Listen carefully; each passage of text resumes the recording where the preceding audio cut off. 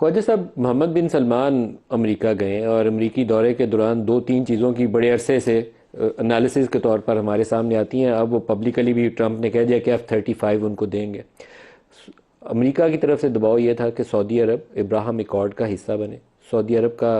آگے سے جو جوابی طور پر دعویٰ یہ تھا یا ان کا کلیم یہ تھا کہ ہمیں آپ کچھ ایسی فیسلٹیز دیں جس کی بنا کے اوپر ہمارا دفاع مضبوط ہو جائے. ایک وہ مانگتے تھے کنونشنل وارفیئر میں جو ماڈرن اکوپمنٹ F-35 ان کو مل جائے گا. دوسرا وہ سول نیوکلیئر یوز کے حوالے سے فیسلٹی مانگتے تھے. موسٹ پروبیبلی جو پاکستان کا ان سے ڈیفنس پیکٹ ہے وہ کافی حد تک وہ اسپیکٹ ان کا کور ہو جائے گا. تھرڈ جو پارٹ آئے گا موسٹ لائکلی اگلے چند دنوں کے اندر، وہ انڈونیشیا اور پاکستان کے اوپر آتا تھا کہ وہ ان کو کلب کریں گے ساتھ، تاکہ یہ تینوں بڑے ممالک ابراہم ایکارڈ کی طرف اکٹھے موو کریں اور کسی ایک کو اپنی انٹرنلی ڈیفیکلٹیز اپنی اپوزیشن سے یا جو ہمارا ایک بہت ہی روایتی اسکول آف تھاٹ ہے اس کی طرف سے وہ دباؤ کا سامنا نہ کرنا پڑے، نہ انڈونیشیا میں، نہ پاکستان میں، نہ سعودی عرب میں. تو اب آپ بتائیے، ایک طرف ڈیفنس فورسز، وہ جو انٹرنیشنل سیکورٹی فورسز کی تعیناتی ہے، اس کے اوپر آپ کو فیصلہ لینا ہے کہ آپ فوج بھیجنا چاہیں گے یا نہیں. دوسرا ابراہم ایکارڈ، کیا اس کے اوپر دباؤ آ سکتا ہے ہمارے اوپر؟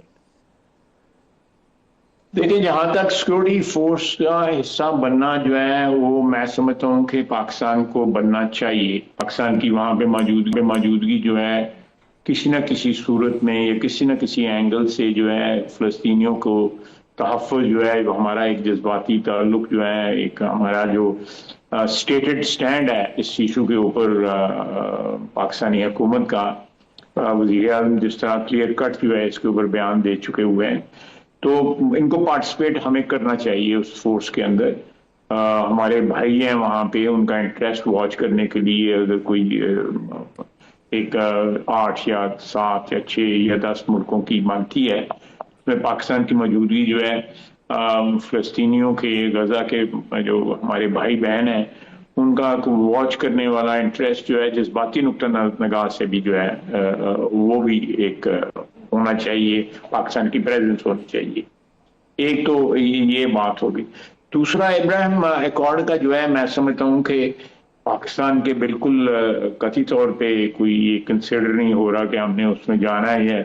یا جو ہمارا سٹینڈ ہے وہ بالکل کلیئر ہے کہ any thing which predicates the creation of two state in جو اسرائیل کی پریزنٹ سچویشن ہے اس میں ٹرو اسٹیٹ کا جو سلوشن جو ایک سیٹل ہوا ہے وہ جب تک نہیں ہوتا، میرا نہیں خیال کہ کسی قسم کی جو ہے ہمارے سٹینڈ میں چینج ہونی چاہیے.